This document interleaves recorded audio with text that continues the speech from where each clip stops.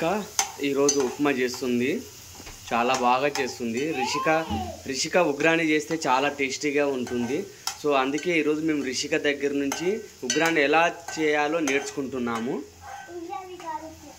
ఈరోజు ఉప్మా ఎలా చేయాలో నేర్చుకుంటున్నాము.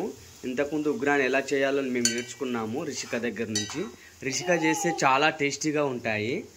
సో అందుకే మేము ఎప్పుడు రిషికని వంటలు చేయమని ఎప్పుడు కోరుకుంటాం మేము.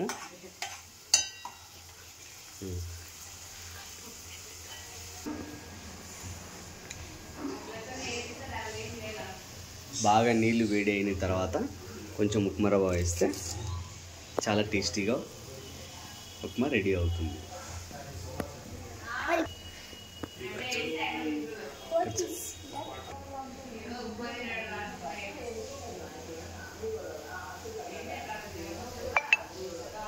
చిన్న సన్నవి ఇప్పుడు మరలే బాగా వేడి అయిన వాటర్లో మా రిషిక ఉప్మా వేస్తుంది. దాని తర్వాత చాలా టేస్టీగా ఉంటుంది.